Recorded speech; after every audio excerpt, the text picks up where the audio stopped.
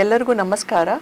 ಇವತ್ತಿನ ದಿನ ಮಣ್ಣಿನ ಮಕ್ಕಳು ಸರಣಿಯಲ್ಲಿ ನಾವು ಆಲ್ ಇಂಡಿಯಾ ಸರ್ವಿಸಸ್ನಲ್ಲಿ ಇರುವಂತಹ ಒಂದು ಪ್ರಮುಖವಾದ ಸರ್ವಿಸು ಇಂಡಿಯನ್ ಫಾರೆಸ್ಟ್ ಸರ್ವಿಸ್.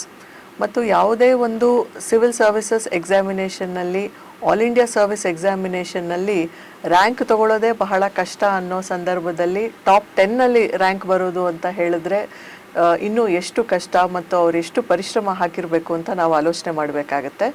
ಇವತ್ತಿನ ದಿನ ನಮ್ಮ ಗೆಸ್ಟ್ ಮಂಜುನಾಥ್ ನಿಡೋಣಿ ಅವರು ಆಲ್ ಇಂಡಿಯಾ ಸರ್ವಿಸ್ನಲ್ಲಿ ಒಂದಾದಂತಹ ಇಂಡಿಯನ್ ಫಾರೆಸ್ಟ್ ಸರ್ವಿಸ್ ಎಕ್ಸಾಮಿನೇಷನ್ನಲ್ಲಿ ಆಲ್ ಇಂಡಿಯಾ ರ್ಯಾಂಕಿಂಗ್ 5ನ್ನು ಪಡ್ಕೊಂಡಿದ್ದಾರೆ.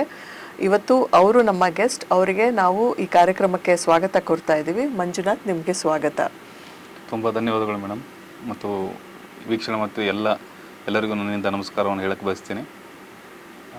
ಮೇಡಮ್ ಮತ್ತು ಅವರ ವೃಂದಕ್ಕೂ ಕೂಡ ಧನ್ಯವಾದಗಳು ಮತ್ತು ನಮಸ್ಕಾರಗಳು. ಮಂಜುನಾಥ್ ಅವರು ನಮ್ಮ ಕರ್ನಾಟಕದ ವಿಜಯಪುರ ಜಿಲ್ಲೆಯವರು. ಅವರ ಫಾದರ್ ಗೌರ್ಮೆಂಟ್ ಸ್ಕೂಲ್ ಟೀಚರ್ ಆಗಿದ್ದಾರೆ. ಇನ್ನೂ ಕೂಡ ಅವ್ರ ಸರ್ವಿಸ್ನಲ್ಲಿದ್ದಾರೆ. ಅವ್ರಿಗೆ ಎಷ್ಟು ಪ್ರೌಡ್ ಫೀಲ್ ಮಾಡಿಸ್ಕೊಟ್ಟಿದ್ದಾರೆ ಮಂಜುನಾಥ್ ಅವರು. ಮಂಜುನಾಥ್, ನಿಮ್ಮ ಸ್ವಲ್ಪ ಒಂದು ಬ್ರೀಫ್ ಪರಿಚಯನ ಮಾಡಿಕೊಡಿ ನಮ್ಮ ಸ್ಟೂಡೆಂಟ್ಸಿಗೆ. ನನ್ನ ಹೆಸರು ಮಂಜುನಾಥ್ ಶಿವಪ್ಪ ನಿಡೋಣಿ ಅಂತ. ನಾನು ವಿಜಯಪುರ ಜಿಲ್ಲೆ ಬಬಲೇಶ್ವರ ತಾಲೂಕು ನಾಗರಳ್ಳಿ ಎಂಬ ಗ್ರಾಮದವನು. ನನ್ನ ತಂದೆ ಮೇಡಮ್ ಹೇಳಿದಂಗೆ ಪ್ರಾಥಮಿಕ ಶಾಲೆ ಶಿಕ್ಷಕರಾಗಿದ್ದಾರೆ. ತಾಯಿ ಗೃಹಿಣಿ ಮತ್ತು ಒಬ್ಬರು ಸಹೋದರಿ ಇದ್ದು, ನನ್ನ ಪ್ರಾಥಮಿಕ ಶಿಕ್ಷಣ ಊರಲ್ಲೇ ಆಗಿದ್ದು, ಆಮೇಲೆ ನಾನು BSc ಕೃಷಿಯನ್ನು ಹಾಸನ ಅಗ್ರಿಕಲ್ಚರ್ ಕಾಲೇಜಲ್ಲಿ ಮುಗಿಸಿರುತ್ತೇನೆ. ತದನಂತರ ನನ್ನ masters in agriculture at Indian agriculture research institute ನವದೆಹಲಿಯಲ್ಲಿ ಮುಗಿಸಿ ತದನಂತರ ನಾನು ನನ್ನ UPSC ಜರ್ನಿಯನ್ನು ಸ್ಟಾರ್ಟ್ ಮಾಡ್ತೇನೆ. ಇದು ನನ್ನದು 4ನೇ ಪ್ರಯತ್ನ ಆಗಿದ್ದು, 4ನೇ ಪ್ರಯತ್ನದಲ್ಲಿ ನನಗೆ ಯಶಸ್ಸು ಸಿಕ್ಕಿದೆ ಅಂತ ಹೇಳಕ್ಕೆ ಇಷ್ಟಪಡ್ತೇನೆ. ಮಂಜುನಾಥ್ ಅವರೇ, ಇಂಡಿಯನ್ ಫಾರೆಸ್ಟ್ ಸರ್ವಿಸ್ ಎಕ್ಸಾಮಿನೇಷನ್ ಇದನ್ನು ಪ್ರತಿ ವರ್ಷ ನೋಟಿಫಿಕೇಷನ್ ಆಗುತ್ತೆ, ಎಲ್ಲ ಸ್ಟೂಡೆಂಟ್ಸ್ಗೆ ಗೊತ್ತಿದೆ. ಸೊ ಈ ಫಾರೆಸ್ಟ್ ಸರ್ವಿಸ್ನಲ್ಲಿ ಪ್ಯಾಟರ್ನ್ ಆಫ್ ಎಕ್ಸಾಮಿನೇಷನ್ ಏನಿರುತ್ತೆ ಅಂತ ದಯವಿಟ್ಟು ತಿಳಿಸ್ಕೊಡಿ. Forest service exam civil service exam ತರಹನು 3 ಸ್ಟೇಜಲ್ಲಿ ನಡೆಯುತ್ತೆ. ಪೂರ್ವಭಾವಿ ಪರೀಕ್ಷೆ, ಮುಖ್ಯ ಪರೀಕ್ಷೆ ಮತ್ತು ಇಂಟರ್ವ್ಯೂ ಇರುತ್ತೆ, ಪರ್ಸನಾಲಿಟಿ ಟೆಸ್ಟ್. ಪೂರ್ವ ಪರೀಕ್ಷೆ ಸಿವಿಲ್ ಸರ್ವಿಸ್ ಜೊತೆನೇ IAS UPSC ಮಾಡುವಂಥ ಸಿವಿಲ್ ಸರ್ವಿಸ್ ಜೊತೆನೇ ನಡೆಯುತ್ತೆ. ಆಮೇಲೆ ಮುಖ್ಯ ಪರೀಕ್ಷೆ ಮತ್ತು ಇಂಟರ್ವ್ಯೂ ಬೇರೆ ಆಗಿರುತ್ತೆ ಫಾರೆಸ್ಟ್ ಸರ್ವಿಸ್ಗೆ. ಮುಖ್ಯ ಪರೀಕ್ಷೆಯಲ್ಲಿ 6 ಸಬ್ಜೆಕ್ಟ್ಗಳು ಬರ್ತವೆ. ಇಂಗ್ಲೀಷ್ ಮತ್ತು ಜನರಲ್ ನಾಲೆಡ್ಜ್ ಮತ್ತು 2 ಆಪ್ಷನಲ್, 2 ಐಚ್ಛಿಕ ವಿಷಯಗಳು ಬರ್ತವೆ. 14 ಐಚ್ಛಿಕ ವಿಷಯಗಳಲ್ಲಿ 2ನ್ನು ನಾವು ಆಯ್ಕೆ ಮಾಡ್ಕೋಬೇಕಾಗುತ್ತೆ. ನಿಮಗೆ ಯಾವುದು ಇಷ್ಟ ಆಗುತ್ತೋ ಆಯ್ಕೆ ಮಾಡ್ಕೋಬೋದು. ಮತ್ತು ಕೆಲವೊಂದು ಐಚ್ಛಿಕ ವಿಷಯಗಳನ್ನು ಒಂದು ಕಾಂಬಿನೇಷನ್ನ ಅಲೋ ಮಾಡಲ್ಲ. ಫಾರ್ ಎಕ್ಸಾಂಪಲ್ ಅಗ್ರಿಕಲ್ಚರ್ ಫಾರೆಸ್ಟ್ರಿ ಅಲೋವಿಲ್ಲ, agriculture engineering is not allowed. ಮತ್ತು ಕೊನೆಯದಾಗಿ ಪರ್ಸನಾಲಿಟಿ ಟೆಸ್ಟ್, 300 ಅಂಕಗಳ ಒಂದು ಪರ್ಸನಾಲಿಟಿ ಟೆಸ್ಟ್ ಇರುತ್ತೆ UPSCಯಲ್ಲಿ. ಇದು ಒಂದು ಕಿರು ಇಂಡಿಯನ್ ಫಾರೆಸ್ಟ್ ಸರ್ವಿಸ್ಗೆ ಒಂದು ಕಿರು ಪರಿಚಯ. ಪ್ರಿಲಿಮ್ಸ್ ಎಕ್ಸಾಮಿನೇಷನ್ ಏನಿರುತ್ತೆ ಅದು ಸಹಜವಾಗಿಯೇ ಮೋಸ್ಟ್ ಡಿಫಿಕಲ್ಟ್ ಫೇಸ್ ಅಂತ ಹೇಳ್ಬೋದು. ಯಾಕಂದರೆ ಪ್ರಿಲಿಮ್ಸ್ ಪಾಸ್ ಆದ್ರೇ ಮೇನ್ಸ್ ಬರೆಯೋದಕ್ಕೆ ಸಾಧ್ಯ, ಇಂಟರ್ವ್ಯೂ ಅಟೆಂಡ್ ಆಗ್ಲಿಕ್ಕೆ ಸಾಧ್ಯ. ಈ ಪ್ರಿಲಿಮಿನರಿ ಎಕ್ಸಾಮಿನೇಷನ್ನಲ್ಲಿ ನೀವು ಹೇಳಿದ್ರಿ ಸಿವಿಲ್ ಸರ್ವಿಸಸ್ ಎಕ್ಸಾಮಿನೇಷನ್ಗೆ ಏನು ಪೇಪರ್ಸ್ ಇರುತ್ತೋ ಸೇಮ್ ಪೇಪರ್ಸ್ ಇರುತ್ತೆ, same examination. Forest service as an option ಕೊಟ್ಟಿದ್ರೆ ಅವರನ್ನು that student will be considered for forest service mains exams also. So ಈ ಪ್ರಿಲಿಮ್ಸ್ ಎಕ್ಸಾಮಿನೇಷನ್ ಪ್ರಿಪ್ರೇಷನ್ ಸಂದರ್ಭದಲ್ಲಿ ನೀವು ರೆಫರ್ ಮಾಡಿದಂಥ ಬುಕ್ಸ್ ಯಾವುದಿತ್ತು, ಯಾವ್ಯಾವ ಪೇಪರ್ಸ್ಗೆ ಯಾವ್ಯಾವ ಬುಕ್ಕನ್ನು ಅಥವಾ ರಿಸೋರ್ಸಸ್ಸನ್ನು ನೀವು ರೆಫರ್ ಮಾಡಿದ್ರಿ, ನಿಮ್ಮ ಸ್ಟ್ರಾಟಜಿ ಏನಿತ್ತು ಅಂತ ದಯವಿಟ್ಟು ನಮ್ಮ ಸ್ಟೂಡೆಂಟ್ಸ್ಗೆ ತಿಳಿಸ್ಕೊಡಿ. ಸರಿ, ಈಗ ಪ್ರಿಲಿಮ್ಸ್ ಅಂದರೆ 2 ಪೇಪರ್ಗಳು ಬರ್ತವೆ. ಒಂದು ಜನರಲ್ ಸ್ಟಡೀಸ್ ಪೇಪರು, ಇನ್ನೊಂದು CSAT civil services aptitude test ಅಂತ.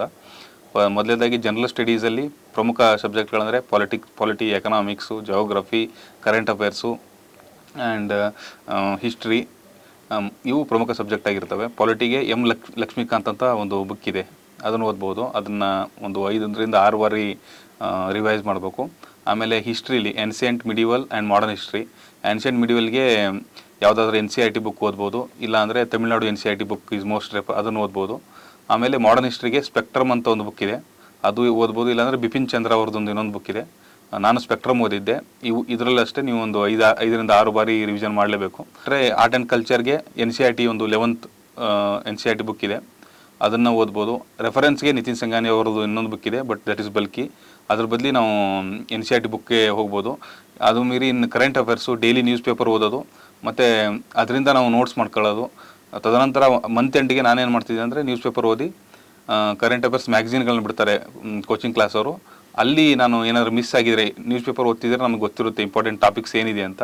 ನಮ್ಮ ನೋಟ್ಸಲ್ಲಿ ಅದು ಮಿಸ್ ಆಗಿದ್ರೆ ನಾನು ಆ ಮ್ಯಾಗ್ಝಿನಿಂದ ತೆಗೆದುಕೊಂಡು ನನ್ನ ಕೈಯಿಂದನೇ ನೋಟ್ಸ್ ಮಾಡ್ಕೊತಿದ್ದೆ. ನನ್ನ ಮ್ಯಾಗ್ಝಿನಲ್ಲಿ ಅಲ್ಲೇ ಆಮೇಲೆ ಓದೋಣ ಅಂತ ಬಿಡ್ತಿದ್ದಿಲ್ಲ. Note making is very important. ಇದು GSಗೆ. And in addition to that GSಗೆ ಪ್ರಾಕ್ಟೀಸ್ ವೆರಿ ಇಂಪಾರ್ಟೆಂಟು. ನಾವು 100ಕ್ಕೆ 50 ಕ್ವಶನ್ ಸರಿ ಮಾಡಿದ್ರೆ ಸಾಕು, ನಾವು ಟಾಪಲ್ಲೇ ಇರ್ತೀವಿ, IFS ಕಟ್ ಆಫೇ ಕ್ಲಿಯರ್ ಆಗುತ್ತೆ. So practising previous year questions practice ಮಾಡೋದು, ಯಾವ ಥರ ಪ್ಯಾಟರ್ನಲ್ಲಿ ಕೇಳ್ತಿದ್ದಾರೆ ಅದು ಇಂಪಾರ್ಟೆಂಟ್ ಆಗುತ್ತೆ. ಆಮೇಲೆ ಇನ್ನು CSAT civil services aptitude test ಅಂದರೆ ಅಲ್ಲಿ ಕಾಂಪ್ರಹೆನ್ಷನ್ನು, ಆ್ಯಪ್ಟಿಟ್ಯೂಡು, ಲಾಜಿಕಲ್ ರೀಸನಿಂಗು ಈ ಥರ ಕ್ವಶನ್ಸ್ ಬರ್ತವೆ. ಇದಕ್ಕೆ main source previous year questions. ಅದು ನಾನು ಒಂದು 10 ಇಯರ್ಸ್ ಪ್ರೀವಿಯಸ್ ಇಯರ್ ಕ್ವಶನ್ಸ್ನ ಒಂದು 5 ರಿಂದ 6 ಬಾರಿ ಪ್ರಾಕ್ಟೀಸ್ ಮಾಡಿದ್ದೆ. ಅದು ಆ ಥರ ಕ್ವಶನ್ಸ್ ಬಂದರೆ ನಾನು ಯಾವುದೇ ಕಾರಣಕ್ಕೂ ತಪ್ಪು ಮಾಡ್ತಿರಲಿಲ್ಲ. ಇನ್ನೊಂದಂದರೆ 2ನೇ ಪೇಪರ್ ಈಸ್ ಕ್ವಾಲಿಫೈಯಿಂಗ್. ನಿಮಗೆ 200ಕ್ಕೆ 66 ಮಾರ್ಕ್ಸ್ಗಳನ್ನ ತೆಗೆದ್ರೆ ಸಾಕು. ಕೆಲವು ಭಾಳ ಜನ ಅದರಲ್ಲಿ ಫೇಲ್ ಆಗ್ತಾರೆ. ಅದು ನನ್ನ ಪ್ರಕಾರ ಪ್ರೀವಿಯಸ್ ಇಯರ್ ಕ್ವಶನ್ಸ್ನ ಒಂದು 10 ವರ್ಷದ ಕ್ವಶನ್ಸ್ನ ಒಂದು 3 ರಿಂದ 4 ಬಾರಿ ಮಾಡಿದರೆ ಸಾಕು ಅಂತ ನನ್ನ ಒಂದು ಭಾವನೆ. ಸೊ ಈ ಎಕ್ಸಾಮಿನೇಷನ್ಗೆ ನಿಮ್ಮ ಸ್ಟ್ರಾಟಜಿ ಏನಿತ್ತು? ಈಗ ನೀವು ಬುಕ್ ಲಿಸ್ಟನ್ನು ಹೇಳಿದ್ರಿ, ಮತ್ತು ಬಹಳ ಮುಖ್ಯವಾಗಿ ಹೇಳಿದ್ರಿ ಪ್ರತಿ ಸಬ್ಜೆಕ್ಟಿನ ಪ್ರತಿ ಟಾಪಿಕ್ನ ಕನಿಷ್ಠ 5 ರಿಂದ 6 ಬಾರಿ ಓದಬೇಕು ಅಂತ.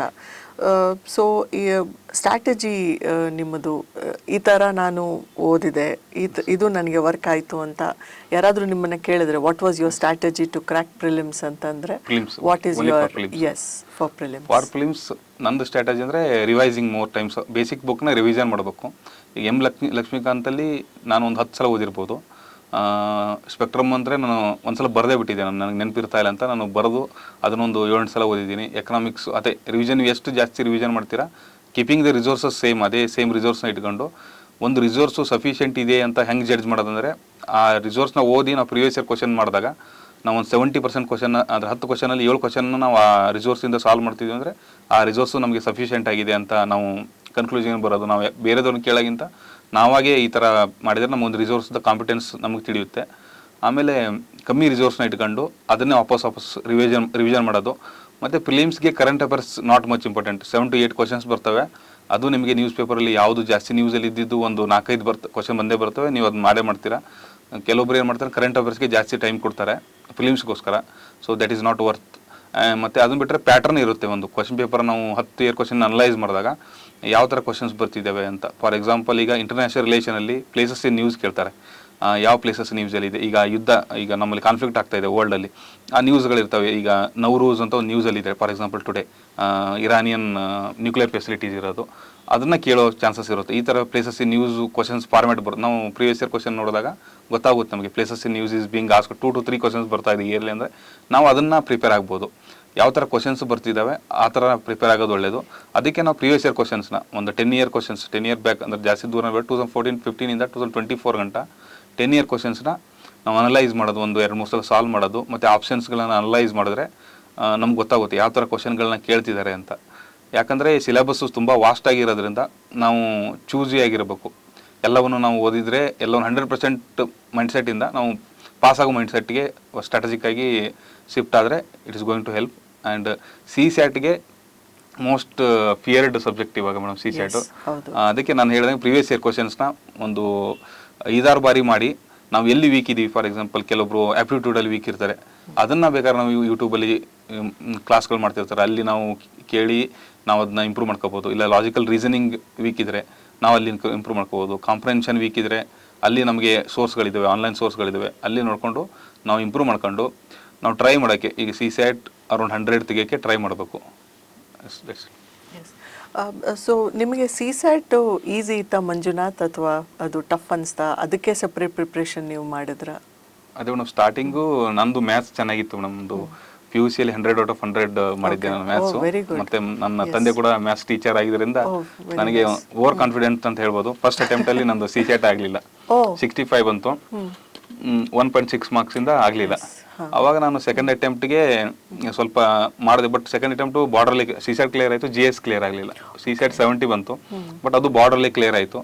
ಅವಾಗ ನಾನು ನನ್ನ ಸ್ನೇಹಿತರ ಜೊತೆ ಡಿಸ್ಕಸ್ ಮಾಡಿದಾಗ ನಾನು ಒಂದು ಸ್ಟ್ರಾಟಜಿ ಡೆವಲಪ್ ಮಾಡಿದೆ. ಹೆಂಗಂದ್ರೆ ಸ್ಟಾರ್ಟಿಂಗು ನಾನು ಕ್ವಶನ್ ಸರ್ಚ್ ಮಾಡಲ್ಲ. ಈಗ ಆ್ಯಪ್ಟಿಟ್ಯೂಡ್ ನಾನು ಸ್ಟ್ರಾಂಗ್ ಇದೆ ಅಂತ ಆ್ಯಪ್ಟಿಟ್ಯೂಡ್ ಹುಡ್ಕೊಂಡು ಹೋಗೋ ಬದಲಿ ಸ್ಟಾರ್ಟಿಂಗ್ ಕ್ವಶನ್ ನಂಬರ್ 1 ಏನು ಬರುತ್ತಲ್ಲ ಅದರಿಂದ ಸ್ಟಾರ್ಟ್ ಮಾಡಿದೆ ಸಾಲ್ವ್ ಮಾಡೋಕ್ಕೆ. ಒಂದು 20-30 ಮಿನಿಟ್ಸ್ ಆದಮೇಲೆ ಒಂದು ಪ್ಯಾಟರ್ನ್ ಗೊತ್ತಾಗುತ್ತೆ ಮೇಡಮ್ ಕ್ವಶನ್ ಪೇಪರಲ್ಲಿ. ಈಗ 23 ಅಟೆಂಪ್ಟ್ ಎಕ್ಸಾಂಪಲ್ ತೊಗೊಂಡ್ರೆ ಕಾಂಪ್ರಿಹೆನ್ಷನ್ ತುಂಬ ಈಸಿ ಇತ್ತು.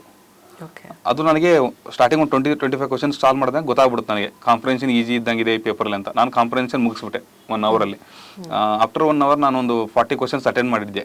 26 ಕ್ವಶನ್ಸ್ ಕರೆಕ್ಟ್ ಆದರೆ ಸಾಕು. ನಾನು 40 ಆಲ್ರೆಡಿ ಅಟೆಂಡ್ ಮಾಡಿದ್ರಿಂದ ನಾನು ತುಂಬ ಕಾನ್ಫಿಡೆಂಟ್ ಆಗಿದೆ. ನೆಕ್ಸ್ಟು 1 ಅವರಲ್ಲಿ ಇನ್ನೊಂದು 20 ಕ್ವಶನ್ಸ್ ಮಾಡಿದೆ, 60 ಕ್ವಶನ್ಸ್ ಅಟೆಂಡ್ ಮಾಡಿ ನಾನು ನಿಲ್ಲಿಸಿದೆ.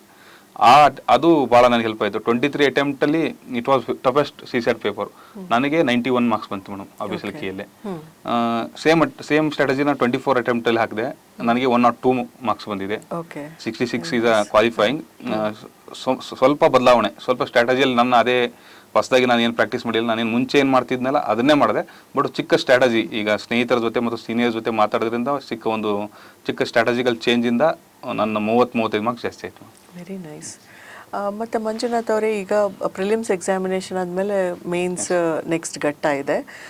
ಫಾರೆಸ್ಟ್ ಸರ್ವಿಸ್ ಎಕ್ಸಾಮಿನೇಷನಲ್ಲಿ ಸಿವಿಲ್ ಸರ್ವಿಸಸ್ ಎಕ್ಸಾಮಿನೇಷನ್ಗೆ ಹೋಲಿಸಿದ್ರೆ ಒಂದು ಆಪ್ಷನಲ್ ಸಬ್ಜೆಕ್ಟ್ ಎಕ್ಸ್ಟ್ರಾ ಇರುತ್ತೆ. ಸೊ ಮೊದಲನೇದಾಗಿ ಆಪ್ಷನಲ್ ಸಬ್ಜೆಕ್ಟನ್ನು ಆಯ್ಕೆ ಮಾಡ್ಕೊಳ್ಬೇಕಂದ್ರೆ ಯಾವ ಅಂಶಗಳನ್ನ ಮನಸ್ಸಿನಲ್ಲಿ ಇಟ್ಕೊಂಡು ಆಯ್ಕೆ ಮಾಡಬೇಕು? ನೀವು ಯಾವ ಆಧಾರದ ಮೇಲೆ ನಿಮ್ಮ ಆಪ್ಷನಲ್ನ ಆಯ್ಕೆ ಮಾಡಿಕೊಂಡ್ರಿ? ಅಂದರೆ ಮೇಡಮ್ ಹೇಳ್ದಂಗೆ ಭಾರತೀಯ ಅರಣ್ಯ ಸೇವೆಯಲ್ಲಿ 2 ಐಚ್ಛಿಕ ಸಬ್ಜೆಕ್ಟ್ ಇರ್ತವೆ. ನಾನು MSc ಅಗ್ರಿಕಲ್ಚರ್ ಗ್ರ್ಯಾಜುಯೇಟ್ ಆಗಿರೋದ್ರಿಂದ ನಂದು ಅಗ್ರಿಕಲ್ಚರ್ ಅಂತೂ ಒಂದು ತಗೊಂಡೆ. ಮತ್ತು ನಾನು 2023ರಲ್ಲೂ ಸಿವಿಲ್ ಸರ್ವಿಸಸ್ ಮೇನ್ಸ್ ಎಕ್ಸಾಮ್ ಬರೆದಿದ್ದೆ, ಮತ್ತು 2024ರಲ್ಲಿ ಸಿವಿಲ್ ಸರ್ವಿಸ್ ಮೇನ್ಸ್ ಎಕ್ಸಾಮ್ ಬರೆದೆ. ನನಗೆ ಅಗ್ರಿಕಲ್ಚರ್ದು ಒಂದು ಸ್ವಲ್ಪ ಕಾನ್ಫಿಡೆಂಟ್ ಇತ್ತು, ನಾನು ಬರಿತೀನಿ ಅಂತ. MSc ಮಾಡಿದ್ದರಿಂದ ಕಾನ್ಫಿಡೆನ್ಸ್ ಇತ್ತು. ಅಗ್ರಿಕಲ್ಚರ್, ನ್ಯಾಚುರಲ್ ಅಗ್ರಿಕಲ್ಚರ್ ತೊಗೊಂಡೆ. ಮತ್ತು ಬಾಟ್ನಿ ಏನಕ್ಕೆ ತೊಗೊಂಡ್ರೆ agriculture paper second paper, botany second paper ಸ್ವಲ್ಪ ಸಿಲೆಬಸ್ ಓವರ್ಲ್ಯಾಪ್ ಇದೆ. ಜೆನೆಟಿಕ್ಸ್, ಬ್ರೀಡಿಂಗ್ ಈ ಥರ ಸಿಲೆಬಸ್ ಓವರ್ಲ್ಯಾಪ್ ಇರೋದ್ರಿಂದ ನಾನು ಬಾಟ್ನಿ ತೊಗೊಂಡೆ. ಅಗ್ರಿಕಲ್ಚರ್ ಆ್ಯಂಡ್ ಫಾರೆಸ್ಟ್ರಿ ಅಲೋ ಇಲ್ಲ, and agriculture and agriculture engineering hello ಇಲ್ಲ ಮೇಡಮ್. ಸೊ ನಾನು ಇದನ್ನು ತೊಗೊಂಡೆ. ಈಗ ನಿಮಗೆ ಅಗ್ರಿಕಲ್ಚರು, ಬಾಟ್ನಿ ಬ್ಯಾಕ್ಗ್ರೌಂಡ್ ಇಲ್ಲ ಅಂದರೆ ಯಾವ ಥರ ಸಬ್ಜೆಕ್ಟ್ನ ಚೂಸ್ ಮಾಡ್ಕೋಬೇಕಂದ್ರೆ ಮೋಸ್ಟ್ಲಿ ಫಾರೆಸ್ಟ್ ಆ್ಯಂಡ್ ಜಿಯೋಲಜಿ ತೊಗೊತಾರೆ. Forestry is going to help you in ಇಂಟರ್ವ್ಯೂವಲ್ಲಿ ಹೆಲ್ಪ್ ಆಗುತ್ತೆ ನಿಮಗೆ. ಜಿಯೋಲಜಿ, ಜಿಯೋಗ್ರಫಿ ಓದಿರ್ತಾರೆ, ಇದರಲ್ಲಿ ಸಿವಿಲ್ ಸರ್ವಿಸಸ್ ಜಿಯೋಗ್ರಫಿ ಓದುವಾಗ ಅಲ್ಲಿ ಜಿಯೋಲಜಿ ಕವರ್ ಆಗುತ್ತೆ ಮೇಡಮ್. ಮತ್ತು ಅಗ್ರಿಕಲ್ಚರ್ ಇಂಜಿನಿಯರಿಂಗ್ ತೊಗೊತಾರೆ. ಇಂಜಿನಿಯರಿಂಗ್ ಬ್ಯಾಕ್ಗ್ರೌಂಡ್ ಇದ್ದರೆ ಅಗ್ರಿಕಲ್ಚರ್ ಇಂಜಿನಿಯರಿಂಗ್ ತೊಗೋಬೋದು. ಇಲ್ಲಾಂದರೆ ನಾವು ಫಿಸಿಕ್ಸ್ ಇದೆ, ಕೆಮಿಸ್ಟ್ರಿ ಇದೆ, ಸ್ವಲ್ಪ ಓವರ್ಲ್ಯಾಪ್ ಆಗಿರೋದನ್ನು ತೊಗೊಂಡ್ರೆ ಒಳ್ಳೆಯದು. ಮತ್ತು ಫಾರೆಸ್ಟ್ರಿಗೆ ತೊಗೊಂಡ್ರೆ ಹೆಲ್ಪ್ ಆಗುತ್ತೆ ಮೇಡಮ್. ಇಂಟರ್ವ್ಯೂಗೆ ಓದೋದು ಸ್ವಲ್ಪ ಕಮ್ಮಿ ಆಗುತ್ತೆ. ಫಾರೆಸ್ಟ್ ಬೇಸಿಕ್ಸ್ ಇಲ್ಲೇ ಆಗಿರುತ್ತೆ, ಆ್ಯಂಡ್ ಸರ್ವಿಸಲ್ಲಿ ಅದು ಹೆಲ್ಪ್ ಆಗುತ್ತೆ ಅಂತ. ಓಕೆ. ಸೊ ಈಗ ಮೇನ್ಸ್ ಎಕ್ಸಾಮಿನೇಷನ್ಗೆ ನಿಮ್ಮ ಸ್ಟ್ರಾಟಜಿ ಏನಿತ್ತು? ಯಾವ ಮೇಜರ್ ರಿಸೋರ್ಸಸನ್ನು ನೀವು ರೆಫರ್ ಮಾಡಿದ್ರಿ? ಆಪ್ಷನಲ್ಗೆ ಯಾವ ರಿಸೋರ್ಸಸನ್ನು ಇದು ಮಾಡಿದ್ರಿ, ರೆಫರ್ ಮಾಡಿದ್ರಿ? ಮತ್ತು ಲಾಸ್ಟ್ ಟೈಮು ನಾವು ನಮ್ರತಾ ಅವ್ರನ್ನ ಇಂಟರ್ವ್ಯೂ ಮಾಡಿದ್ವಿ, ಫಾರೆಸ್ಟ್ ಸರ್ವಿಸ್. ಅವ್ರು ಹೇಳ್ತಾ ಇದ್ರು ಕೆಲವೊಂದು ಬಹಳ ಟೆಕ್ನಿಕಲ್ ಇರುತ್ತೆ ಸಬ್ಜೆಕ್ಟ್ಸು ಫಾರೆಸ್ಟ್ ಸರ್ವಿಸ್ ಎಕ್ಸಾಮಿನೇಷನಲ್ಲಿ ಅಂತ. ಅಂತಹ ಸಬ್ಜೆಕ್ಟ್ಸನ್ನು ಓದುವಾಗ ನಿಮ್ಮ ಸ್ಟ್ರಾಟಜಿ ಏನಿತ್ತು? ಅಂದರೆ ಫಾರೆಸ್ಟ್ ಸಬ್ಜೆಕ್ಟಲ್ಲಿ ಮುಂಚೆ ಹೇಳ್ದಂಗೆ 6 ವಿಷಯಗಳಿರ್ತವೆ. ಇಂಗ್ಲೀಷು, ಕನ್ನಡ ಮಾಧ್ಯಮದಲ್ಲಿ ನಾನು 1ನೇ ಕ್ಲಾಸಿಂದ 7ನೇ ಕ್ಲಾಸ್ ಗಂಟೆ ಕನ್ನಡ ಮಾಧ್ಯಮದಲ್ಲಿ ಕಲ್ತಿರೋದ. ನಾನು ಇಂಗ್ಲೀಷ್ ಅಷ್ಟೊಂದು ಚೆನ್ನಾಗಿದ್ದಿಲ್ಲ. ಅದಕ್ಕೋಸ್ಕರ ನಾನು ರನ್ ಆ್ಯಂಡ್ ಮಾರ್ಟಿನ್ ಅಂತ ಒಂದು ಬುಕ್ ಬರುತ್ತೆ. ಅದರಲ್ಲಿ ಯಾವ ಕ್ವಶನ್ಗಳನ್ನ, ಯಾವ ಥರ ಕ್ವಶನ್, ಅದೇ ಪ್ರಿವಿಯಸ್ ಇಯರ್ ಅನಲೈಸ್ ಮಾಡಬೇಕು ಇಲ್ಲಿವೆ, ಅವಾಗ ಗೊತ್ತಾಗುತ್ತೆ ಯಾವ ಥರ ಕ್ವಶನ್ಗಳನ್ನ ಕೇಳ್ತಿದ್ದಾರೆ, ಎಲ್ಲಿ ಫೋಕಸ್ ಮಾಡ್ಬೇಕಂತ. ಅದನ್ನು ಮಾಡಿದೆ. ಅದನ್ನು ಬಿಟ್ಟು precise writing, essay writing, comprehension writing ಇರುತ್ತೆ. ಎಸ್ಸೆ ಈಸ್ ಫಾರ್ 100 ಮಾರ್ಕ್ಸಿಗೆ ಇರುತ್ತೆ ಎಸ್ಸೆ ರೈಟಿಂಗು. ನಾವು ಸಿವಿಲ್ ಸರ್ವಿಸ್ ಎಸ್ಸೆನ ಪ್ರಾಕ್ಟೀಸ್ ಮಾಡಿರ್ತೀವಿ, ಅದೇ ಥರ ಸ್ವಲ್ಪ ಗ್ರಾಮೆಟಿಕಲಿ ಕರೆಕ್ಟಾಗಿ ಒಂದು ಗ್ರಾಮರ್ಲಿ ಅಂತ ಒಂದು ಆ್ಯಪ್ ಬರುತ್ತೆ, ಫ್ರೀಯಾಗೇ ಇರುತ್ತೆ. ಆ ಆ್ಯಪಲ್ಲಿ ನಾನು ನಂದು ಎಸ್ಸೆ ಬರೋದು ಅದಕ್ಕೆ ಅಪ್ಲೋಡ್ ಮಾಡಿ ಚೆಕ್ ಮಾಡ್ತಿದ್ದೆ ಗ್ರಾಮೆಟಿಕಲಿ ಎಷ್ಟು ರಾಂಗ್ ಇದೆ ಅಂತ. ಸೊ ಮೈನರ್ ಚೇಂಜಸ್, ಎಂಟೈರ್ ಗ್ರಾಮರ್ನೇ ಕಲಿಯೋಕ್ಕಾಗಲ್ಲ 5 ತಿಂಗಳಲ್ಲಿ. ಸೊ ಮೈನರ್ ಚೇಂಜಸ್ಸು ಅಲ್ಲಿ ಅದು ತೋರಿಸ್ಕೊಟ್ಟಾಗ ನೀವು ಅದನ್ನು ಅಡಾಪ್ಟ್ ಮಾಡಿಕೊಂಡು ಡೈಲಿ ಇಂಪ್ರೂವ್ ಮಾಡ್ಕೊಂಡು ಹೋಗ್ಬೋದು. ನಾನು ವೀಕ್ಲಿ 2 to 3 ಎಸ್ಸೇಸ್ ಬರೀತಿದ್ದೆ ಮೇಡಮ್. ಆಮೇಲೆ ಪ್ರಿಸೈಸ್ ರೈಟಿಂಗು ಅಂದರೆ ಲಾಸ್ಟಿಗೆ ಬರೆಯಕ್ಕೆ ಇಟ್ಕೊಂತ ಇದ್ದೆ. ಅದನ್ನ ಒಂದು ½ an hour ಟೈಮ್ ಉಳಿಸ್ಕೊಂಡು ಅದನ್ನ ಮೊದಲು ರಫಲ್ಲಿ ಬರ್ಕೊಂಡು ಆಮೇಲೆ ನಾನು ಪೇಪರಲ್ಲಿ ಬರೀತಿದ್ದೆ. 1/3ಗೆ ಎಕ್ಸಾಕ್ಟಾಗಿ ರೆಡ್ಯೂಸ್ ಮಾಡೋಕ್ಕೆ ಟ್ರೈ ಮಾಡ್ತಿದ್ದೆ. ನಾನು ಈ ಸಲ 500 ವರ್ಡ್ಸಿಂದ 1/3 ಮಾಡೋಕ್ಕೆ 171 ವರ್ಡ್ಸ್ ಮಾಡೋಕ್ಕೆ ಇತ್ತು. ನಾನು ಎಕ್ಸಾಕ್ಟಾಗಿ 170 ವರ್ಡ್ಸ್ಗೆ ಕಂಪ್ಲೀಟ್ ಮಾಡಿದ್ದೆ. ಮತ್ತು ರೂಲ್ಸ್ ಆಫ್ ಅವು ಇರ್ತವೆ, ಕಾಂಪ್ರಿಹೆನ್ಷನ್ ಹೆಂಗೆ ಬರೀಬೇಕು, ಪ್ರಿಸೈಸ್ ರೈಟಿಂಗ್ ಹೆಂಗೆ ಬರೀಬೇಕು ಅಂತ ಆನ್ಲೈನ್ ಸೋರ್ಸಲ್ಲಿ ಹೊಡೆದ್ರೆ ನಮಗೆ ಸಿಗುತ್ತೆ ಮೇಡಮ್. ಫಾರ್ ಎಕ್ಸಾಂಪಲ್ ಈಗ ಕಾಂಪ್ರಿಹೆನ್ಷನ್ನು, ಪ್ರಿಸೈಸು ನಮ್ಮ ವರ್ಡ್ಸಲ್ಲೇ ಬರೀಬೇಕು. ಮತ್ತು ಅದು ಯಾವ ಸೀಕ್ವೆನ್ಸಲ್ಲಿ ಇರುತ್ತೋ ಆ ಸೀಕ್ವೆನ್ಸಲ್ಲೇ ಬರೀಬೇಕಂತೇನಿಲ್ಲ. ಒಂದು ಸ್ಟೋರಿ ಫಾರ್ಮೆಟಲ್ಲಿ ಅದನ್ನು ಬರೆದ್ರೆ ಸಾಕು. ನಮಗೆ ರೂಲ್ಸ್ ಗೊತ್ತಿಲ್ಲ ಅಂದರೆ ನಾವು ಅಲ್ಲಿ ವರ್ಡ್ಸ್ನ ಕಾಪಿ ಮಾಡೋಕ್ಕೆ ಟೆಂಡೆನ್ಸಿ ಜಾಸ್ತಿ ಇರುತ್ತೆ. ಸೊ ಆ ರೂಲ್ಸ್ಗಳನ್ನ ತಿಳ್ಕೊಂಡು ಪ್ರಾಕ್ಟೀಸ್ ಮಾಡಿದ್ರೆ ಇಂಗ್ಲೀಷಲ್ಲಿ ಸ್ಕೋರ್ ಮಾಡ್ಬೋದು. ಕನ್ನಡ ಮಾಧ್ಯಮ ಇದ್ರೂ ಸ್ಕೋರ್ ಮಾಡ್ಬೋದು, ಆ್ಯಾವ್ರೇಜ್ ಮಾರ್ಕ್ಸ್ ತೊಗೋಬೋದು. ಇನ್ನು ಎರಡನೇದು ಜನರಲ್ ನಾಲೆಡ್ಜ್ ಅಂತ. ಸಿವಿಲ್ ಸರ್ವಿಸ್ಗೆ ಓದ್ತಿದ್ರೆ ಜನರಲ್ ನಾಲೆಡ್ಜ್ ಈಸಿಲಿ ಬರೀಬೋದು. ಒಂದು ಅಂದರೆ ಏನ್ಷಿಯಂಟ್ ಆ್ಯಂಡ್ ಮಿಡಿವಲ್ ಹಿಸ್ಟ್ರಿಯಿಂದ ಸ್ವಲ್ಪ 2-3 ಕ್ವಶನ್ ಬರುತ್ತೆ. ಅದನ್ನು ನೀವು ಸ್ವಲ್ಪ ಡೆಪ್ತಾಗಿ ಓದಬೇಕು. ಅದು ಅದರಲ್ಲಿ ಫಾರ್ ಎಕ್ಸಾಂಪಲ್ ಈಗ ಮೌರ್ಯನ್ ಎಂಪೈರ್ ಬಗ್ಗೆ ಕ್ವಶನ್ ಜಾಸ್ತಿ ರಿಪೀಟ್ ಬರ್ತಾ ಇದೆ, ಗುಪ್ತಾ ಬಗ್ಗೆ ಜಾಸ್ತಿ ಬಂದಿದೆ. ಆ ಥರ ನೀವು ಸ್ವಲ್ಪ ಪ್ಯಾಟರ್ನ್ನ ರೆಕಗ್ನೈಸ್ ಮಾಡಿ ಅಲ್ಲಿ ಸ್ವಲ್ಪ ಡೆಪ್ತಾಗಿ ಓದಿ ಉಳಿಕಿದ್ದು ನಿಮ್ಮ ನೋಟ್ಸ್ನ ರಿವೈಸ್ ಮಾಡಿದರೆ ಈ ಸಿವಿಲ್ ಸರ್ವಿಸ್ ಮಾಡಿದ ನೋಟ್ಸ್ನೇ ಸಾಕಾಗುತ್ತೆ. ಆಮೇಲೆ ಇನ್ನೊಂದಂದರೆ ಜನರಲ್ ಸ್ಟಡೀಸಲ್ಲಿ ಸೈನ್ಸ್ ಆ್ಯಂಡ್ ಟೆಕ್ ಕ್ವಶನ್ಸ್ ಜಾಸ್ತಿ ಬರ್ತವೆ. ಅದಕ್ಕೆ ಯಾವುದೇ ಒಂದು ಕೋಚಿಂಗ್ ಮೆಟೀರಿಯಲ್ಸು ಮೇನ್ಸ್ದು ಎರಡು ಇಯರ್ದು ರೆಫರ್ ಮಾಡಿದರೆ ಸಾಕು. ಒಂದು 30 ಟಾಪಿಕ್ಗಳ ಮೇಲೆ ನೋಟ್ಸ್ ಮಾಡ್ಕೊಂಡು ಮತ್ತು ನಮ್ಮ ಸುತ್ತಮುತ್ತ ಏನಿರುತ್ತಲ್ಲ ಮೇಡಮ್, ಅಂದರೆ ಫಾರ್ ಎಕ್ಸಾಂಪಲ್ ಈಗ ಏನು ನಮ್ಮ ಸುತ್ತಮುತ್ತನೇ ಯೂಸ್ ಆಗಿರುತ್ತೆ, ಡೀಪ್ ಫೇಕ್ ಆಗಿರ್ಬೋದು. ನಮಗೆ ಆವಾಗ LCD LED ಡಿಫರೆನ್ಸ್ ಕೇಳಿದರು, ಅವಾಗ ನ್ಯೂಸಲ್ಲಿತ್ತು. ಆ ಥರ ನಮ್ಮ ಸುತ್ತಮುತ್ತ ಏನು ನಮಗೆ ಏನು ಯೂಸ್ ಆಗ್ತಾ ಇದೆ ಆ ಥರದಲ್ಲೇ ಕೇಳ್ತಾರೆ. ಸ್ವಲ್ಪ ಅವೇರ್ ಆಗಿತ್ತು ಆಂಟಿಸಿಪೇಟ್ ಮಾಡಬಹುದು ಕ್ವೆಶ್ಚನ್ಸ್ ಅನ್ನ ಅಂತ. ಅಂದ್ರೆ ಅವೇರ್ ಆಗಿ ಪ್ರಿಪೇರ್ ಆಗಿದ್ರೆ ಅದು ಹೆಲ್ಪ್ ಆಗಬಹುದು. ಹೆಲ್ಪ್ ಆದ್ರೆ ಒಂದು 2 to 3 ಮಾರ್ಕ್ಸ್ ಎಕ್ಸ್ಟ್ರಾ ಸಿಗುತ್ತೆ, ಅದು ಬಹಳ ಹೆಲ್ಪ್ಫುಲ್ ಆಗುತ್ತೆ. ಆಮೇಲೆ 2 ಆಪ್ಷನಲ್ಲು, ಈಗ ನಾನು ಅಗ್ರಿಕಲ್ಚರ್ ಆ್ಯಂಡ್ ಬಾಟ್ನಿ, ಮೇಡಮ್ ಹೇಳ್ತಿದ್ರು ಟೆಕ್ನಿಕಲ್ ಅಂತ. ಅಗ್ರಿಕಲ್ಚರ್ಗಿಂತ ಬಾಟ್ನಿ ಭಾಳ ಟೆಕ್ನಿಕಲ್ ಆಗಿರುತ್ತೆ, ವೊಲಟೈಲ್ ಸಬ್ಜೆಕ್ಟ್. ಹಂಗೆ ಓದ್ಕೊಂಡು ಹೋಗ್ತಾ ಇದ್ರೆ ಮರ್ಕೊಂಡು ಹೋಗ್ತಾ ಇರುತ್ತೆ. ಮತ್ತೆ ಈಗ ಜಿಮ್ನೋಸ್ಪರ್ಮ್ ಓದ್ತಾ ಇದ್ರೆ ಟೆರಿಡೋಫೈಟು, ಆಂಜಿಯೋಸ್ಪರ್ಮು, ಮಾಸಸ್ ಎಲ್ಲ ಮಿಕ್ಸ್ ಆಗ್ಬಿಡುತ್ತೆ, ಕ್ಲಾರಿಟಿ ಸಿಗಲ್ಲ. ಅದಕ್ಕೆ ನಾನು ಏನು ಮಾಡ್ತಿದ್ದೆ ಅಂದರೆ ಒಂದು ಮೊದಲು 2-3 ಸಲ ರಿವಿಷನ್ ಮಾಡಿದ್ಮೇಲೆ ಶಾರ್ಟ್ ನೋಟ್ಸ್ ಮಾಡ್ಕೊಂಡೆ. ಸ್ಕೆಲಿಟನ್ ನೋಟ್ಸ್ ಅಂತ ಕೆಳಗಡೆ ನೆನಪಿರುತ್ತೆ ನಮಗೆ, ಮಾಮೂಲಿ ಡಿವಿಷನ್ ನೆನಪಿರಲ್ಲ. ಈಗ ಮಾಸಸ್ ಅಂದರೆ ಎದ್ರಲ್ಲಿ ಬರುತ್ತೆ, ಆ ಥರ ಕನ್ಫ್ಯೂಷನ್ ಇದ್ದಾಗ ನಾವು ಅದನ್ನು ಮಾಡ್ಕೊಂಡಿದ್ದೆ. ಅದನ್ನು ಬಿಟ್ಟು ಸೈಂಟಿಫಿಕ್ ನೇಮ್ಸ್ನ ಇಲ್ಲಿ ಒಂದು 100-150 ಸೈಂಟಿಫಿಕ್ ನೇಮ್ಸ್ನ ನೆನ್ಪಿಟ್ಕೋಬೇಕು. ನಾನು ದಿನ ರಾತ್ರಿ ಈಗ 12 ಗಂಟೆಯಿಂದ ಲೈಬ್ರರಿ ಬಂದ ಮೇಲೆ 12ರಿಂದ 1 ಗಂಟೆ ಅದನ್ನ ರಿವಿಷನ್ ಮಾಡ್ತಿದ್ದೆ. ನೈಟ್ ರಿವಿಷನ್ ಮಾಡಿದಾಗ ನಿಮಗೆ ಅದು ನೈಟ್ ಎಲ್ಲ ಮತ್ತೆ ಬೆಳಗ್ಗೆ ಎದ್ದು ಅದನ್ನೇ ವಾಪಸ್ ಏನು ನೈಟು ಎಷ್ಟು ಒಂದು 10-20 ನಾನು ನೆನಪಿಡೋ ಪ್ರಯತ್ನ ಮಾಡಿದ್ರೆ ಮತ್ತೆ ಅದನ್ನ ಬೆಳಗ್ಗೆ 10-20 ನೋಡ್ತಿದ್ದೆ. ನೆಕ್ಸ್ಟ್ ಡೇ ಅದು ಆ 20 ನೋಡ್ಕೊಂಡು ಮತ್ತೊಂದು 20 ಆ್ಯಡ್ ಮಾಡ್ಕೊಂಡು ಆ ಥರ ನಾನು ಡೈಲಿ ಮಾಡಿದಾಗ ನನಗೆ ಎಲ್ಲ ಸೈಂಟಿಫಿಕ್ ನೇಮ್ಗಳು ಈಸಿಯಾಗಿ ನೆನಪಿಟ್ಕೊಂತು. ನಾನು ಅದಕ್ಕೋಸ್ಕರ ಏನು ಟೈಮ್ ಕೊಡಲಿಲ್ಲ. ಅದೇ ಶಾರ್ಟ್ ನೋಟ್ಸ್ ಮಾಡ್ಕೊಂಡು ಅದನ್ನು ನಿಮ್ಮ ಹತ್ರ ಇಟ್ಕೊಳ್ಳಿ. ಎಲ್ಲಿ ನೀವು ಈಗ ಊಟಕ್ಕೆ ಹೋಗಿಂತ ಮುಂಚೆ ಒಂದು 10 ನಿಮಿಷ ಅದನ್ನು ನೋಡ್ಕೊಂಡು ಹೋಗಿ. ನೀವು ಒಂದೇ ಸಲ ನೋಡುವಾಗ ಸ್ವಲ್ಪ ಟೈಮ್ ಅರ್ಧ ಗಂಟೆ ತೊಗೋಬೋದು, ಬಟ್ ಅದನ್ನು ನೀವು ನೆಕ್ಸ್ಟ್ ಮಾಡ್ತಾ ಅದು 10 ನಿಮಿಷಕ್ಕೆ ಬಂದುಬಿಡುತ್ತೆ. ನಿಮಗೆ ಅದು ಮರ್ತೇ ಹೋಗಲ್ಲ. ನೀವು ಎಷ್ಟು ಟೆಕ್ನಿಕಲ್ ಆಗಿ ಬರೀತೀರ ಅಷ್ಟು ಒಳ್ಳೆ ಮಾರ್ಕ್ಸ್ ಬರುತ್ತೆ. ಇನ್ ಬಾಟ್ನಿ ನಾನು 400ಗೆ 243 ಸ್ಕೋರ್ ಮಾಡಿದ್ದೀನಿ ಮೇಡಮ್. ಅಗ್ರಿಕಲ್ಚರ್ಗಿಂತ ಜಾಸ್ತಿ ಬಂದಿದೆ ಬಾಟ್ನಿ. ಆ್ಯಂಡ್ ಸೋರ್ಸಸ್ ಅಂದರೆ ಈಗ ಅಗ್ರಿಕಲ್ಚರ್ಗೆ ಮಾಮೂಲಿ ನನ್ನ ನೋಟ್ಸೆ, ನಾನು ಅಗ್ರಿಕಲ್ಚರ್ ಗ್ರ್ಯಾಜುಯೇಟ್ ಆಗಿರೋದ್ರಿಂದ ನಾನು MSc ಎಂಟ್ರೆನ್ಸ್ಗೆ ಓದುವಾಗ ಇದ್ದ ಈಗ ಜೆನೆಟಿಕ್ಸ್ಗೆ BD ಸಿಂಗ್ ಅಂತ ಆ ಥರ ಬುಕ್ಗಳನ್ನೇ ಓದಿದ್ದೆ ನಾನು. ಅದೇ ಬುಕ್ನ ವಾಪಸ್ಸು ಓದಿ ನೋಟ್ಸ್ ಮಾಡ್ಕೊಂಡೆ. ಆ ಬುಕ್ಕಲ್ಲೇ ಬಿಡೋಕ್ಕಿಂತ ನೋಟ್ಸ್ ಮಾಡ್ಕೊಂಡ್ರೆ ತುಂಬ ಒಳ್ಳೆಯದು. ನೋಟ್ಸ್ ಮಾಡ್ಕೊಳ್ಳುವಾಗ ರಿವಿಷನ್ ಆಗುತ್ತೆ. ಅದೇ ಪ್ರೀವಿಯಸ್ ಇಯರ್ ಕ್ವಶನ್ಸ್ ಬರ್ಕೊಂಡೆ. ಮತ್ತು ನನ್ನ ಸ್ನೇಹಿತನ ನೋಟ್ಸ್ ಇತ್ತು, ಅದನ್ನೇ ರಿವಿಷನ್ ಮಾಡಿ ನಾನು ಮಾಡಿದ್ದೆ ಅಷ್ಟೇ. ಸೊ ನೀವು ಬಹಳ ಇಂಪಾರ್ಟೆಂಟ್ ಆಗಿ ಒಂದು ಹೇಳಿದ್ರಿ, ಗ್ರಾಮರ್ಲಿನ ಯೂಸ್ ಮಾಡಿದೆ ಅಂತ. ಸೊ ಇದೆಲ್ಲ new sources of information for preparing for civil services examination. ಬಹುಶಃ ಒಂದು 10 ವರ್ಷ 15 ವರ್ಷಗಳ ಹಿಂದೆ ಇದೆಲ್ಲ ಯಾವುದೂ ಇರಲಿಲ್ಲ. ಮೇ ಬಿ 5 years ಬ್ಯಾಕೂ ಇಷ್ಟು ಇರಲಿಲ್ಲ ಅನಿಸುತ್ತೆ. Advancements in technology, how it is aiding preparation ಅಂತ. ಸೊ ಗ್ರಾಮರ್ಲಿನ ಹೊರತುಪಡಿಸಿ ಬೇರೆ ಏನು ಆನ್ಲೈನ್ ಕಂಟೆಂಟ್ ಇರ್ಬೋದು, ಆನ್ಲೈನ್ ರಿಸೋರ್ಸಸ್ನ ನೀವು ರೆಫರ್ ಮಾಡ್ತಾ ಇದ್ರಿ? ಅಂದರೆ ಮೇಡಮ್ ಈಗ ಎಸ್ಪೆಷಲಿ ಫಾರ್ ಇಂಟರ್ವ್ಯೂ ನಾನು ChatGPT ಜಾಸ್ತಿ ಯೂಸ್ ಮಾಡಿದೆ. ಈಗ ಒಂದು wild life protection act entirely ಓದೋಕ್ಕಾಗಲ್ಲ ನಮಗೆ. ಅದರಲ್ಲಿ ನಮಗೆ ಒಂದು ಕೆಲವೊಂದು ಪ್ರೊವಿಷನ್ಸ್ನ ಈಗ ಅಫಿಷಿಯಲ್ ಇಂಗ್ಲೀಷ್ ನಮಗೆ ಅರ್ಥ ಆಗಲ್ಲ ಅಷ್ಟು ಕ್ಲೀನಾಗಿ.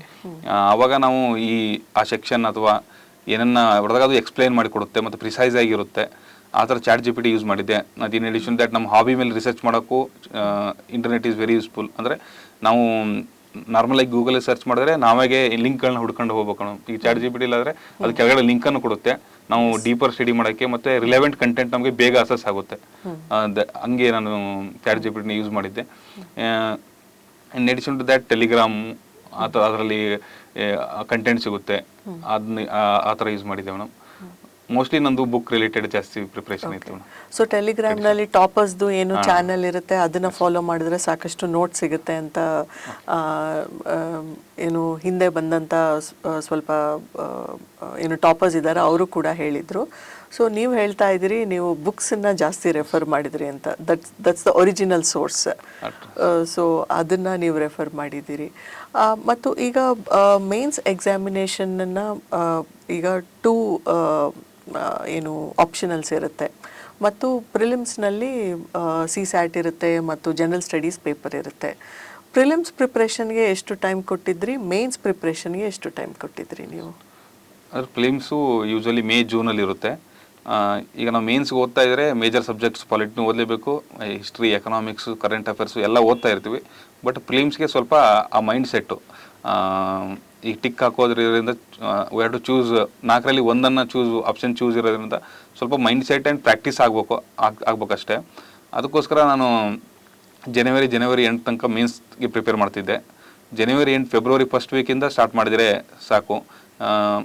ಸ್ವಲ್ಪ ಹಳಬರಾಗಿದ್ದರೆ 2 ಮಂತ್ಸ್ ಸಾಕು, ಇಲ್ಲ ಹೊಸದಾಗಿ ಸ್ಟಾರ್ಟ್ ಮಾಡೋಂಗಿದ್ರೆ ಜನವರಿ ಎಂಡ್ ಅಥವಾ ಜನವರಿ ಸ್ಟಾರ್ಟಿಂದ ಸ್ಟಾರ್ಟ್ ಮಾಡ್ಬೋದು. ಅದೇ ಸ್ಟ್ರಾಟಜಿಕ್ಕಾಗಿ ನಾವು ಓದಿರೋ ನೋಟ್ಸ್ನ ವಾಪಸ್ಸು ರಿವಿಷನ್ ಮಾಡ್ಕೊಂಡು ಪ್ರಾಕ್ಟೀಸ್ ಮಾಡಬೇಕು. ಈ ಜನವರಿಯಿಂದ ನೀವು ಫಿಲಿಮ್ಸ್ಗೆ ಸ್ಟಾರ್ಟ್ ಅಂದರೆ 1 ಇಯರ್ ಹಿಂದೆ ಸ್ಟಾರ್ಟ್ ಮಾಡಿದರೆ ಫಿಲಿಮ್ಸ್ಗೂ ಸೈಮಲ್ಟೇನಿಯಸ್ಲಿ ಪ್ರಿಪ್ರೇಷನ್ ಸ್ಟಾರ್ಟ್ ಆಗಿರುತ್ತೆ ಮೇನ್ಸ್ ಅಂದರೆ. ಬಟ್ ಪ್ರಾಕ್ಟೀಸ್ಗೆ ನಾವು ಮುಂಚೆ ಆನ್ಸರ್ ರೈಟಿಂಗ್ ಮಾಡ್ತಾ ಇದ್ದರೆ ಜನವರಿ ಎಂಡಿಂದ ನಾವು OMR ಸೀಟಿಂದ ಈ ಮಲ್ಟಿಪಲ್ ಚಾಯ್ಸ್ ಕ್ವಶನ್ಸ್ನ ಸಾಲ್ವ್ ಮಾಡೋಕ್ಕೆ ಸ್ಟಾರ್ಟ್ ಮಾಡಿದ್ರೆ ಒಳ್ಳೆಯದು. ಆ್ಯಂಡ್ ಅದೇ ಇನ್ನೊಂದು ಏನಂದರೆ ನಾವು ಅದೇ ಟೈಮಿಗೆ ಪ್ರಾಕ್ಟೀಸ್ ಮಾಡಬೇಕು. ಈಗ ಎಕ್ಸಾಮ್ 10 to 12 ಇದೆ ಅಂದರೆ 10 to 12 ಪ್ರಾಕ್ಟೀಸ್ ಮಲ್ಟಿಪಲ್ ಚಾಯ್ಸ್ ಕ್ವಶನ್ನ ಸಾಲ್ವ್ ಮಾಡಿ 2:30 to 4:30 ಸಾಲ್ವ್ ಮಾಡಿದರೆ ನಾವು ಮೈಂಡ್ನ ಆ ಥರ ಟ್ರೈನ್ ಮಾಡಿರ್ತೀವಿ. ನಮಗೆ ಕೆಲವೊಂದು ಸಲ ನಾವು ಲೇಟಾಗಿ ಎದ್ದರೆ ನಿದ್ದೆ ಬರ್ತಿರುತ್ತೆ, ಆ ಥರದ್ದು ಆಗಲ್ಲ. ಸೊ ಈಗ ನೀವು ಹೇಳಿದ್ರಿ ಬಹಳ ಇಂಪಾರ್ಟೆಂಟಾಗಿ ಹಿಂದೆ ನೀವು ಆನ್ಸರ್ ಮಾಡುವಾಗ ನೋಟ್ಸ್ ಮಾಡ್ಕೊಂಡಿದ್ದೆ ಅಂತ. ನೀವು ಹೇಳಿದ್ರೆ ಸ್ಪೆಕ್ಟ್ರಮ್ನ ನಾನು ಇಡೀ spectrum text book I rote ಅಂತ. So notes making how important is it? ಮತ್ತು ನೋಟ್ಸ್ ಮೇಕಿಂಗ್ನಲ್ಲಿನೂ ಏನಾಗುತ್ತೆ, ನೀವು ಹೇಳಿದ್ರಿ ಈಗ I reproduce the entire thing ಅಂತ, but that is one subject ನಿಮಗೆ ಅರ್ಥ ಆಗಲಿಲ್ಲ, ಅದಕ್ಕೆ ನೀವು ಮಾಡಿದ್ರಿ ಅಂತ, ಅಂದರೆ ರೀರೈಟ್ ಮಾಡಿದ್ರಿ ಅಂತ. ಬಟ್ ಈಗ ನೋಟ್ಸ್ ಮಾಡ್ಕೊಳ್ಳುವಾಗ ಪ್ರಿಲಿಮ್ಸ್ಗೆ ಯಾವ ರೀತಿ ನೋಟ್ಸ್ ಮಾಡ್ಕೊಳ್ತಾ ಇದ್ರಿ, ಮೇನ್ಸ್ಗೆ ಯಾವ ರೀತಿ ನೋಟ್ಸ್ ಮಾಡ್ಕೊಳ್ತಾ ಇದ್ರಿ, ಮತ್ತು ಯಾವ ನೋಟ್ಸನ್ನು ಯಾವ ಟೈಮ್ನಲ್ಲಿ ನೀವು, ಅಫ್ಕೋರ್ಸ್ ಪ್ರಿಲಿಮ್ಸ್ನ ನೋಟ್ಸು ಪ್ರಿಲಿಮ್ಸ್ನಲ್ಲೇ ಯೂಸ್ ಮಾಡಿರ್ತೀರಿ, ಬಟ್ ಕೆಲವೊಂದು ಅಂಶಗಳೇನಿರುತ್ತೆ it will be relevant for both prelims and mains.